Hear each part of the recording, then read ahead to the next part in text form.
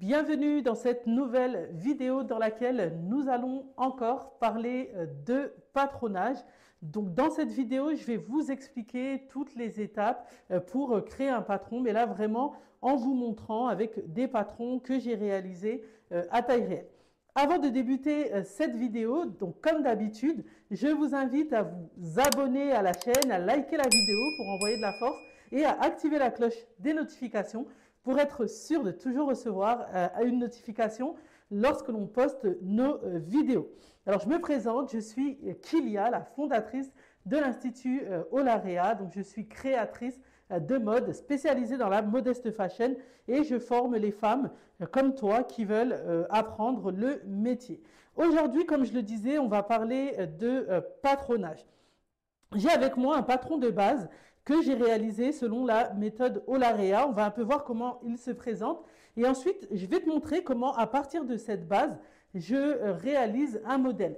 Toutes les étapes que je vais te montrer dans cette vidéo, c'est des étapes que tu dois toujours suivre lorsque tu souhaites créer un nouveau modèle, notamment quand c'est professionnel. Donc, si tu veux lancer ta marque, si tu veux lancer une collection, si tu veux réaliser un prototype, il faudra toujours suivre ce process.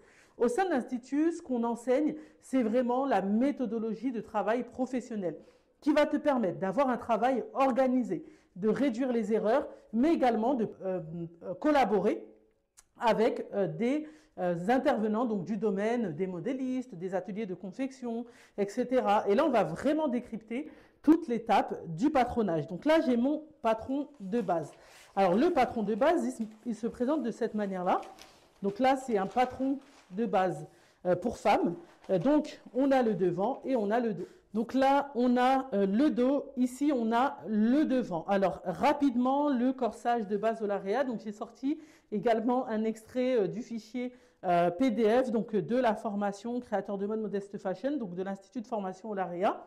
Et il se présente de cette manière-là. Donc, le corsage de base Olarea, donc il est vraiment différent des corsages de base classiques parce que c'est un corsage de base qui est optimisé pour la modeste fashion.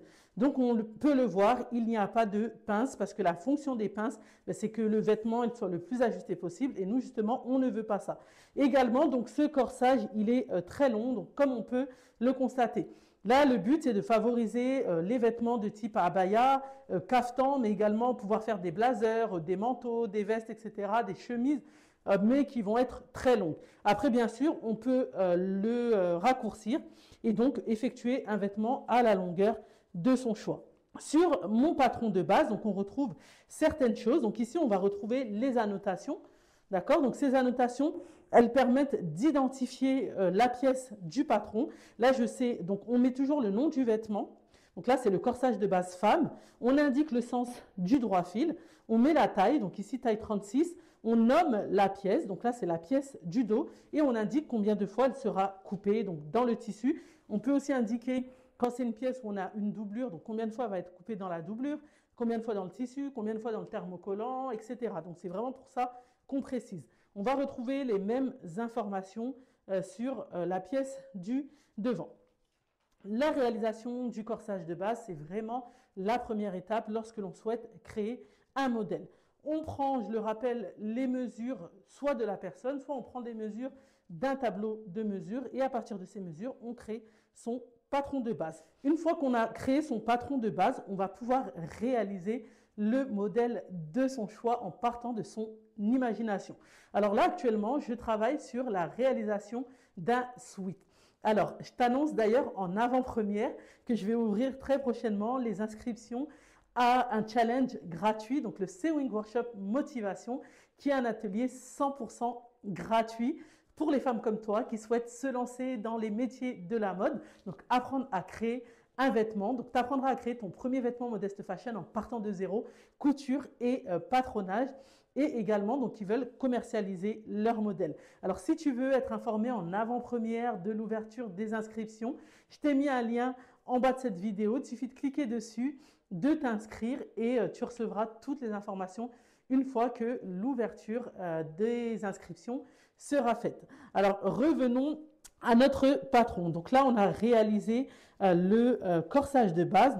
l'étape suivante donc, consiste à effectuer les transformations. Je vous le disais, donc moi, je suis en train de réaliser un sweat. Et donc, la deuxième étape, l'étape suivante, c'est de partir de mon corsage de base et d'effectuer des transformations. Donc, je vous montre ça tout de suite. Alors là, voilà ce que l'on a pour la deuxième étape du patronage. Alors, on a tout simplement la partie des transformations. J'ai effectué mon patron de base, c'est la première étape. La deuxième étape consiste à apporter mes transformations pour obtenir la coupe de mon choix. Ici, je souhaite obtenir un sweat avec une coupe oversize. Donc, je suis parti de ma base et j'ai effectué des transformations. Alors, on peut retrouver la base juste ici. Donc là, on retrouve le patron de base qui a été relevé. Donc, il est ici. Hop, on le voit ici, le tracé. Donc, si je prends mon patron de base ici, donc du devant. Donc là, ici, si je prends mon patron de base, que je le replace comme ça, on voit que c'est bien les contours, donc les premiers contours que j'avais tracés ici. Donc je suis parti de mon patron de base, donc je l'ai relevé et ensuite j'ai apporté mes transformations. Donc ici, j'ai, comme je le disais, ma base, j'ai élargi ici, donc on voit que c'est plus large pour obtenir la coupe d'un sweat. Mon épaule de base, elle était ici, alors que là, elle a été bien descendue. L'emmanchure, elle était dans cette forme-là. Là, elle est arrivée ici. Là, j'ai ma manche. Donc là, j'ai effectué mes différentes transformations. Ça me donne forcément donc une forme différente. Et donc là, je me retrouve avec plusieurs pièces. C'est pour ça qu'on voit qu'il y a de la couleur. Par exemple, ici, j'ai du violet. En fait, c'est pour délimiter la manche. Ici, j'ai du bleu. C'est pour délimiter la pièce du bas du devant. Ici, j'ai du rose.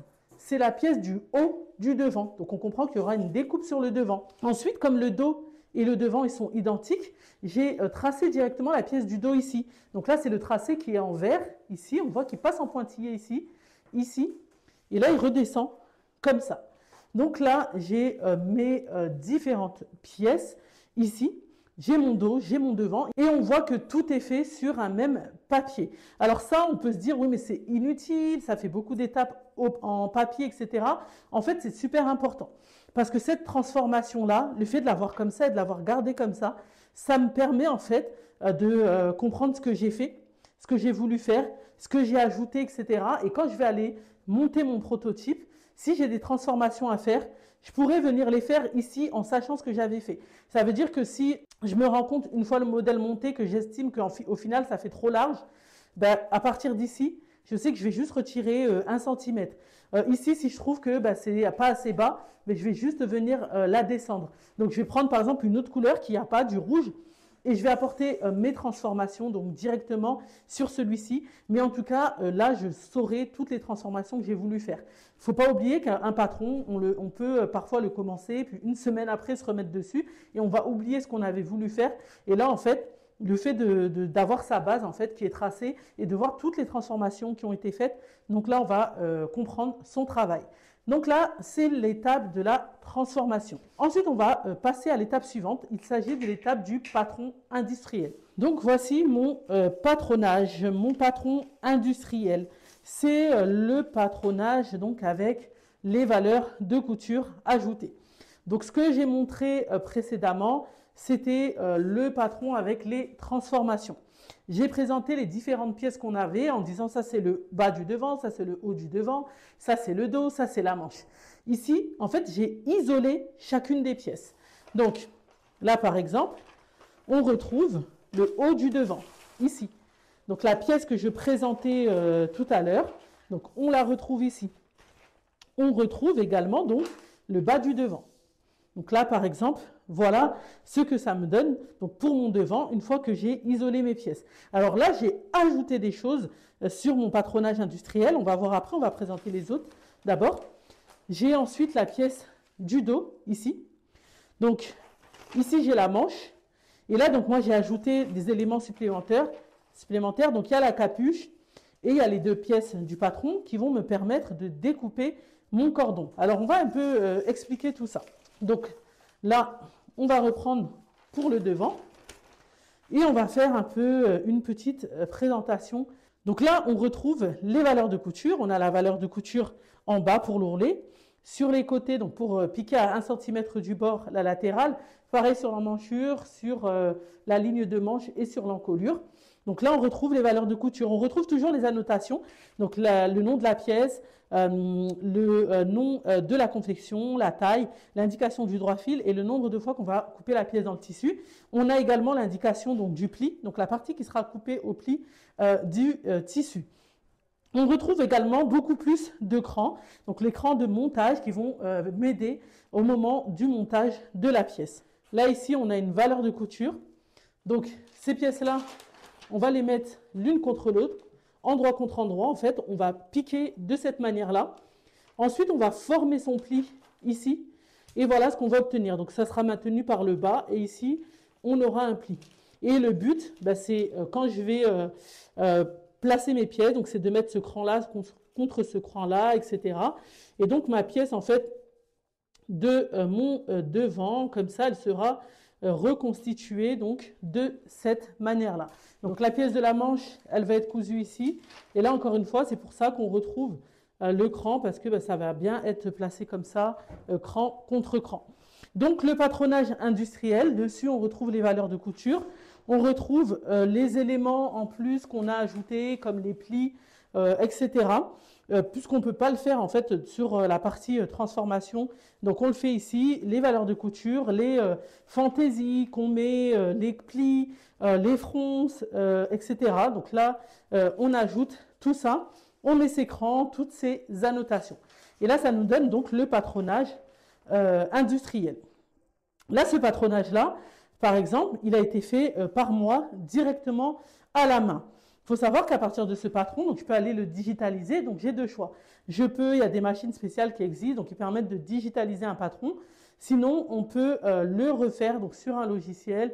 Ça peut aller d'Illustrator à des logiciels super pro, où on a des logiciels type Valentina. Et on va voir donc le type de patron que ça nous donne une fois imprimé. Alors ici, on a un très très grand patron. Donc là, c'est un patronage qui a été imprimé. Et là, c'est vraiment optimisé pour la confection.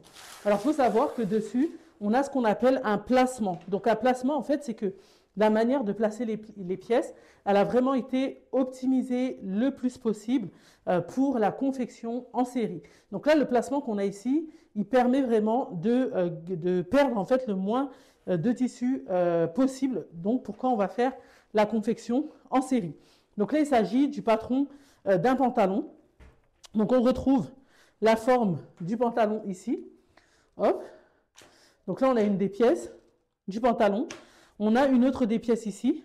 Donc ici, on retrouve le patron des poches. Donc au niveau des annotations, qu'est-ce qu'on retrouve? Donc on retrouve l'indication du droit fil. On retrouve également l'indication de la taille. Donc là, c'était une taille M. On retrouve également l'écran. Donc là, c'est les traits qu'on va avoir ici. Et voilà comment ça se présente. Donc en général, là, le papier, il faut savoir qu'on peut le repasser sans vapeur. Donc pour le remettre bien à plat, on va le laisser tel quel.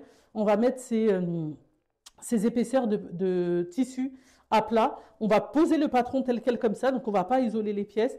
On va le poser tel quel donc pour avoir justement le bon placement.